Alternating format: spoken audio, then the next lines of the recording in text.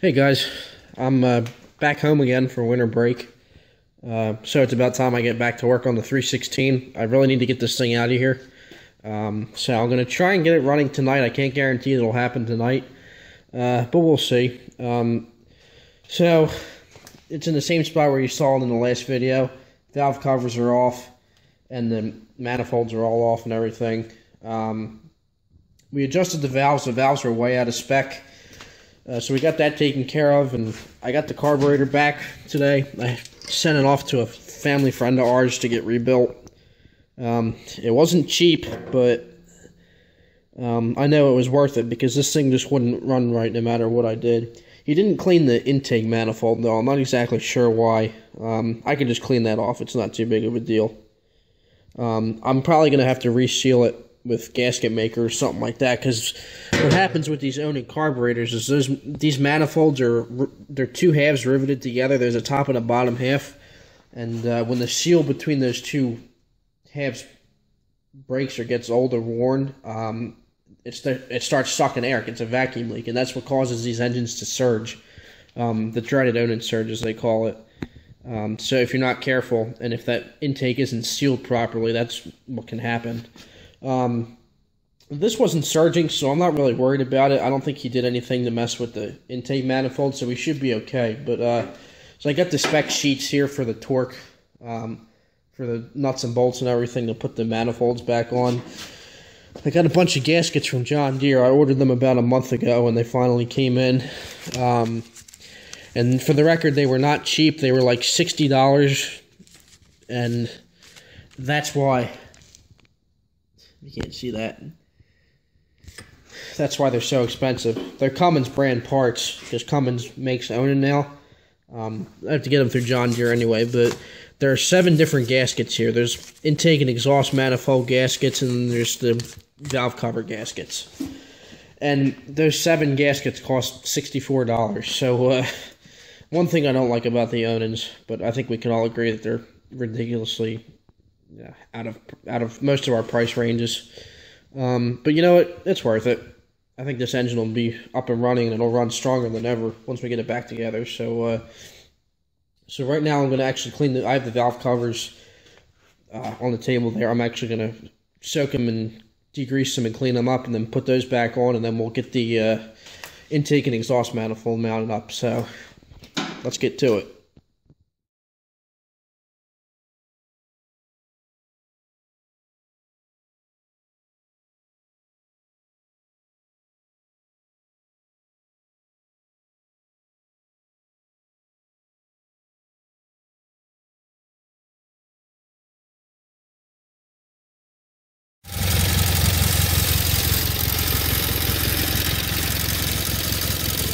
Well, as you can see, we got the Onan B43E back together and got it running. It runs a lot better than it did before.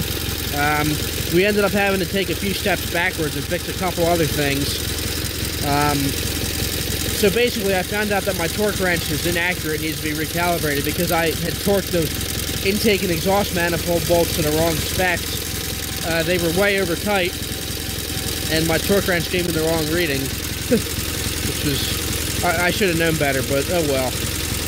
I actually ended up breaking one of the intake manifold mounting bolts off inside the head, but there was just enough of the threads sticking out of the block that we could take a pair of pliers and twist the old threads out, and then we put the new mounting bolts in. Now, someone before me had this exhaust manifold off, and they stripped the threads out of the head for those 2 bolts. I believe it's a 5/16 inch thread. But the threads were stripped out. We couldn't tighten the bolts, so we had to take a heli-coil and heli-coil a couple 3/8 bolts in there instead. That took a little longer than we expected, but we got them threaded in there and tightened down, and it's holding up pretty good. Everything else is torqued to spec. We tightened the muffler bolts and the PTO mounting bolts. And I just have to clean it up a little bit. You can see here some of the metal shavings left over from the heli-coil. I just have to vacuum that out of there. Got the fuel line and everything hooked back up again. We had to take all that stuff apart. And then we took the spark plug wires off. And I had to take the ends off of the wires and actually fix the metal tips on the end because they weren't pushing into the coil all the way. And that's why I thought it wasn't getting sparks, because it just, the end of this plug wasn't pushing all the way into the coil. It wasn't getting any connection. So after that, we put the plugs back together, or the plug wires, put the plugs in, and cranked her over, and she fired right up, and it's been running great ever since. Runs much cleaner, doesn't hesitate when you go to throttle it up, and it has plenty of power to run the mower deck now, so I'm real happy about that. All I have to do at this point, besides button everything back up, I just have to take a screwdriver and adjust the high and low idle setting, because it runs a little bit high. I got the low idle set where I wanted to, but the high idle was a little too high, so that shouldn't be too hard to adjust.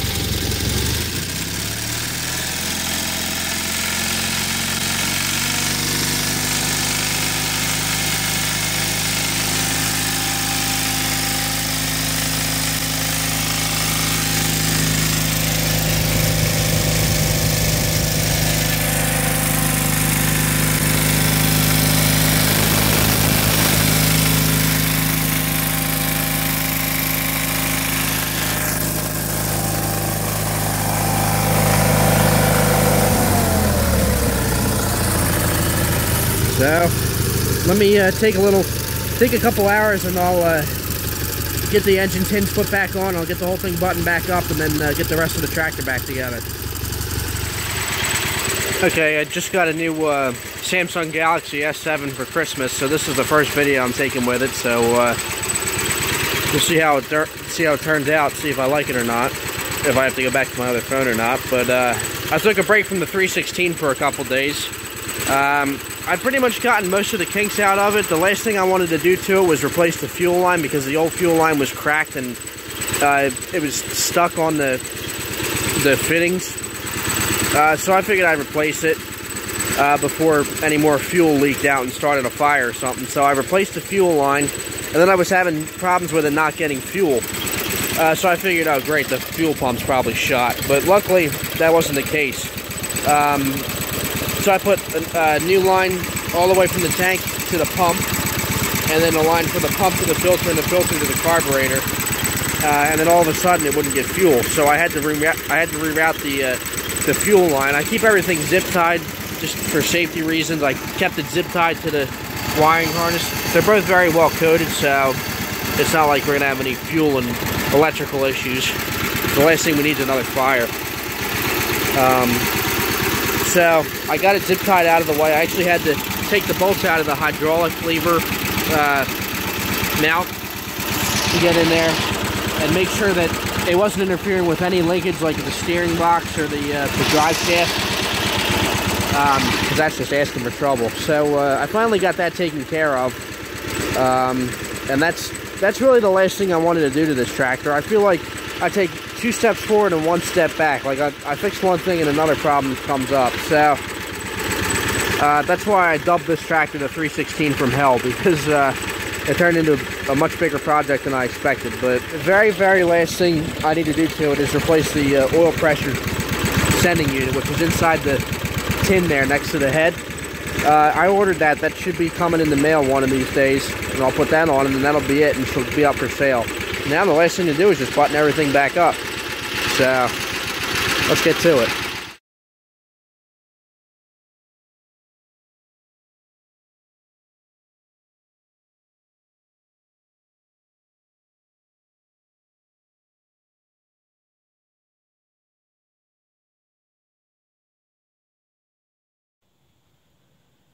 Alright, here's a final look at the 84 316. Now that I've gotten it all back together, and I've fixed most of the problems and gotten most of the quirks out of it. Hopefully this is the last time you guys have to see this old pile of crap. I'm just, it's nice having a 300 series tractor, and I look for one for a long time, but given my current situation, you know, being away at college, and since we have the new X570, we don't really need this 316 anymore. This thing turned out to be a money pit, and took a lot more effort than I wanted to put into it. So at this point, I'm really just looking to sell it and just get it off my hands. On the bright side, I am glad that I was able to save this thing from a certain death, because you guys ought to remember what condition this thing was in when I got it back in June. I mean, this thing was real rough, and God knows where it would have ended up. So I was glad that I was able to save some of the parts off the other 316 and swap them over to this one to keep it going. I think this would make a great restoration project for someone. I mean, it looks a little rough, but it's not, you know, it's not foobarred. You know, it's still a working and running tractor. It'll still start and run and mow with a little help, but I'll get to that in a minute. But I mean, get some side panels for it and get a grill and some taillights, and it'll make a decent looking tractor. I mean, of course, it's not perfect, and unfortunately, a lot of people have turned away or turned this down when they see it come up for sale because it doesn't have side panels or a grill, which is usually a bad indication. But I never got side panels or a grill with the tractor, and the side panels and grill from the other 316 weren't salvageable. They were all dinged up. So, but yeah, I think it would make a good restoration project, and to be honest, I think the 316s are actually the simplest to work on out of all the late 300 series. And that's one of the things I like about them. They're much simpler than your typical 318 or 322 because they only have, you know, a single hydraulic valve and a single brake pedal. They don't have power steering or any of that, so there's a lot less clutter inside those frame rails, and it's much less stuff that could go wrong over time. So that's one of the things I like about the 316s. It's much easier when you take the fenders off. It's much easier to, you know, get around in there and fix stuff and work on stuff. So, but yeah, just I'll give you a final look at it. I mean, I've been putting a lot of time and money into this thing, trying to fix it up and keep it going as good as I can. It really just needs some TLC, and I think it'll make a good working tractor for someone, or like I said, a restoration project. I just need to get it off my hands. So if as much as it pains me to do it, I'm not really going to miss this thing now, because this thing's been a lot more trouble than I expected, and the other 316 was in much better condition. But for the next couple of years, at least till I get out of college and get a good paying job, the 210, once I get it back together, the 210 will be my main, you know, grunt work tractor for mowing and pulling the sleeve hitch and all that stuff. So this will last me a couple of years. It's been sitting here in the garage on jack stands for a few months. I'm waiting for the guy to call me, the guy who has the transmission, who is rebuilding the transmission. It should be done by about now, but I have to check on that and see. If it is done, I'd like to get the transmission mounted back up and get it all put back together before winter break is done, but we'll see if that will happen or not. But just a final look at the 316. It cleaned up pretty good for having a crappy paint job and for being all nicked up and dinged up. I washed it off today and washed the mower deck off too. I put the covers on the mower deck. Still have good paint on them. The deck's pretty solid. It's in pretty nice shape. I mean, it's got some dings and scratches, but it was just painted last year, and it was on the other 316, which had a great paint job done to it. And it's got the Predator mulch blades on the bottom of it, so it ought to make a pretty nice mower for someone with a little TLC. But yeah, I've replaced a lot of parts on this tractor, that's for sure. Especially, as you guys know from one of my earlier videos, I replaced the transmission with the one from the other 316. The transmission that was originally in this tractor had a lot of slop in it, and the main seal or gasket right in between here was leaking really bad. It was just dripping oil all over the place. So with the help of a couple people, we swapped the transmission from the other 316 into this one, and that made a big difference. I can't really get under and show you, but I also took the time to adjust the turnbuckle, and I had to replace a bushing where the transmission linkage actually goes to the transmission. There's a swash plate. You're not going to be able to see it there, but there's a swash plate arm on the outside of the transmission pump, the hydrostatic pump, where the linkage goes in, and there's supposed to be a bushing that holds the bolt on where the linkage mounts to the swash plate. And that bushing was gone, so there was a lot of play in the linkage there, and that's why it would always creep. I mean, even if you held the brake down, it would still creep. It would creep in neutral, it would creep if you move the hydraulic lever to raise the deck. I had to be careful a couple times. The thing would just roll away. And it was all because that little bushing was gone, where the transmission control linkage goes or mounts to the swash plate arm. I wish I could get under there and show you, but I'll just have to show you pictures. So I replaced that bushing and made sure everything was good and tight, and now there's very little slop in the linkage. It actually stops when you hit the brake and when you return it to neutral, so that's good. That was one thing I wanted to take care of as well. So I got in there and fixed that. I forgot to mention this in the last video, but I also replaced the choke knob. I figured it was only like 20-something bucks. It wasn't too expensive, and it wasn't worth trying to glue the old knob back onto the old choke cable. So I just got a new choke knob for that and put it on.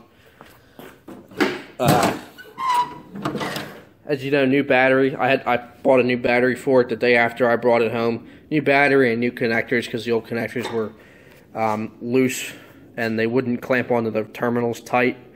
So I installed new connectors. I also installed a new key switch down there. You can't really see it. The thing would randomly cut out sometimes, and I figured, you know, the key switches on these are known to be pretty cheap and poorly made, so sometimes if you have problems like that where it just randomly cuts out, usually the key switch is the culprit. So I replaced the key switch and I fixed a lot of the wiring. The 5-prong plug that goes to the key switch was actually broke, so I had to yank the wiring harness out and fix all the connections and put it back in. And then I was having a problem where the PTO was only engaged if it was in neutral. If you took it out of neutral, the PTO would disengage, and it turned out it had a blown fuse. I believe it's a 20 amp fuse or 25 amp fuse. I can't remember off the top of my head. And then there's that, and then there's a tiny little 2 amp fuse down there. It's down in there. It's the old glass type fuses. There's 2 of them. So I replaced those, and I replaced the circuit breaker, 25 amp breaker, and eliminated that problem, so it shouldn't shut off anymore in the middle of running the PTO. That wasn't really a problem for the previous owner because he mainly used it as a snowplow tractor. He didn't do a whole lot of mowing with it, so he didn't really need the PTO. But replacing the fuses and breaker seemed to have fixed that problem. So that's another thing I got taken care of. The carburetor was a mess. You can see it down in there. As shown earlier in the video, I took it to a buddy of ours, had him rebuild it. He didn't take the intake manifold apart though, but he rebuilt the carburetor and got that squared away, and it was running pretty good for a while. But now I'm having a problem with the fuel delivery. That's really the only major issue I'm still concerned with on this tractor for the next person. It'll run good on flat ground, but sometimes if you start going up a hill or if you throw it from forward into reverse real fast, or you come to a stop real quick, it'll stop getting fuel, which is usually a sign that there's like gunk in the tank or in the fuel lines or something. But in order to troubleshoot, I actually replaced the fuel filter and all the lines. I think it took about 5 feet of fuel line, 4 or 5 feet. But I replaced all the fuel lines and checked that the fuel pump worked. So the fuel pump is working, so the carb is getting gas. So I think there's a blockage, like there's a piece of dirt or something in the lines between the tank and the fuel pump. But I took that all apart. I replaced all the lines and tidied everything up. I had to make sure the lines and the hoses or the wiring weren't anywhere near the drive shaft. So I got that taken care of. New fuel line and everything, filter. I just changed the oil in it the other day. I put fresh Pennzoil straight 30 weight in it. I was having a problem with the spark plug wires. These aren't the original plug wires. Someone swapped these on there at some point. They weren't making a good connection with the coil. The previous owner put a brand new coil on it, and the wires weren't making a good connection. So sometimes it would cut out one cylinder and it was only running on one cylinder. So I took the plug wires apart, and I had to mess with them a little bit to get them to make good contact, but I finally got it to run on both cylinders, so that was good. Earlier today, I also replaced the oil pressure sending unit, which is inside the block there. If you guys watched the video of me mowing with this tractor back in July, you saw that the oil pressure light would randomly flicker. That's because it had a bad sensor or sending unit, whatever you want to call it. And they're cheap. They're like 20 bucks new. So I went out to the auto parts store. I bought a socket, pulled the sensor off, and put a new one in, and took care of that problem. No more oil pressure light. So that's the last thing you need. That those dummy lights will give you a heart attack sometimes because you think you're getting no oil pressure, but it's got plenty of oil pressure, so that's not a problem. So I took care of that. And that's pretty much it. Oh, one other thing. I actually ended up removing the headlight harness because the wires were so badly stripped that they would just ground out. I had a new headlight switch in there, and it still wouldn't.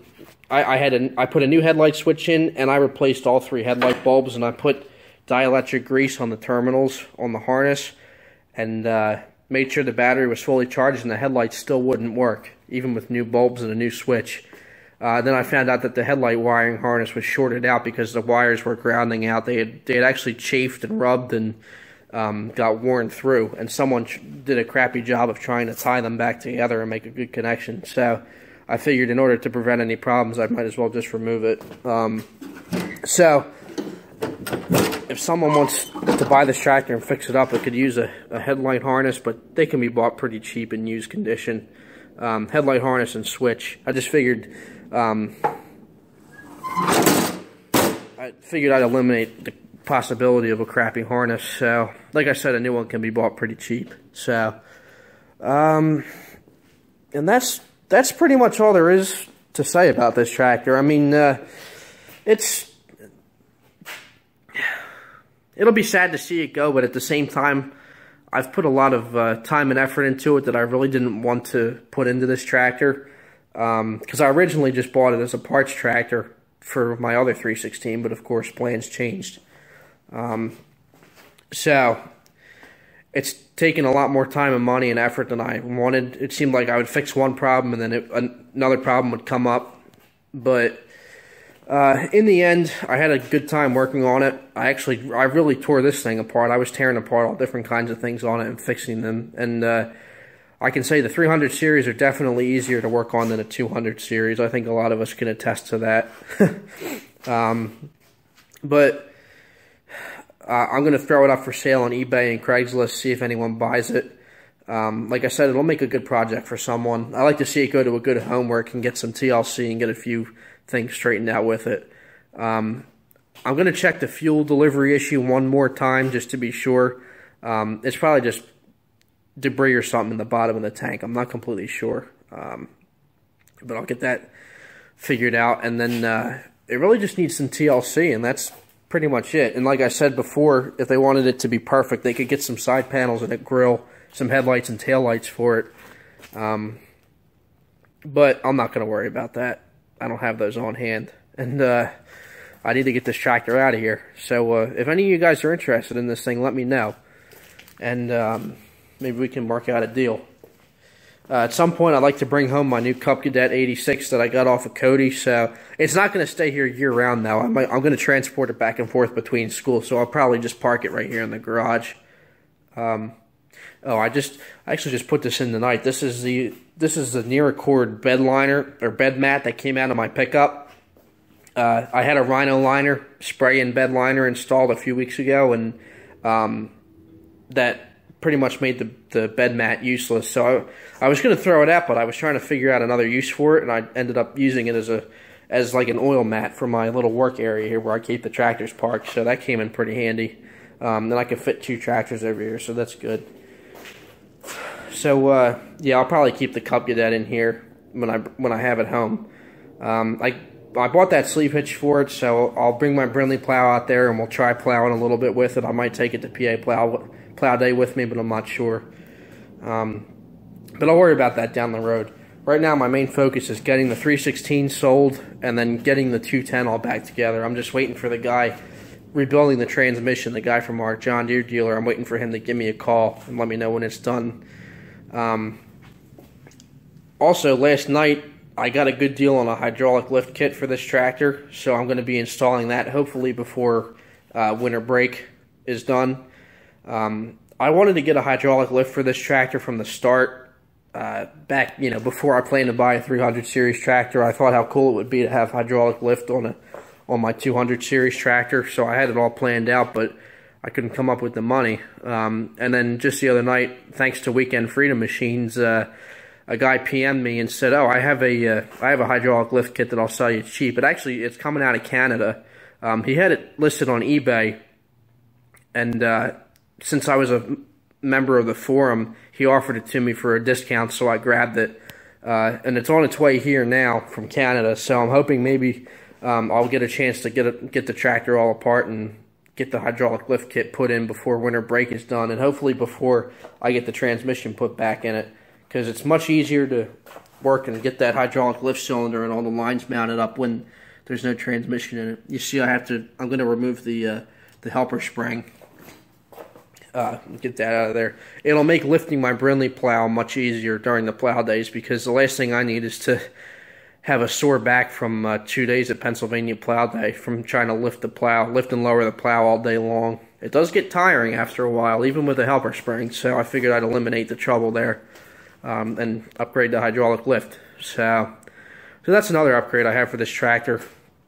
Looking forward to that. I've wanted a hydraulic lift on this thing for a long time, so that'll be coming in the mail soon, and I'll get it mounted up hopefully before I go back to school. But yeah, final look at the 316. Here you guys go. Like I said, if anyone might be interested in it, neat little project tractor, needs some TLC, let me know. I'm gonna put it up for sale, and hopefully I can get it out of here soon. So it's been a good project. I'm going to miss having a 300 series, but not this one in particular. Someone else can have some fun with it. So, hope you guys enjoyed this video. Sorry it was so long, but I figured I'd keep you guys updated. I know you like watching me work on the garden tractors, so this is the last 300 series I'll have for a while. We're actually, over break, I'm going to spend a day in the shop with my uncle. We're going to tear down the Linamar engine in his 318 for a rebuild. The thing's got like 2,500 hours on it by now. It's like 15 years old, so it's starting to get some blow-by and show some signs of wear. So my uncle and I are planning to rebuild it over break. So we'll tear it apart in the shop and get all the parts and stuff for it, and hopefully we can get it back together. I might make a video on it, I'm not sure, but we'll just keep that 318 going for many more years. It's a hard worker, so if I want a 300 series to mess around with, I'll just use my uncle's 318 when I get the chance. But yeah, here's the final look at the 1984 John Deere 316, and hope you guys enjoyed this video. Please comment, rate, and subscribe. Take care, guys.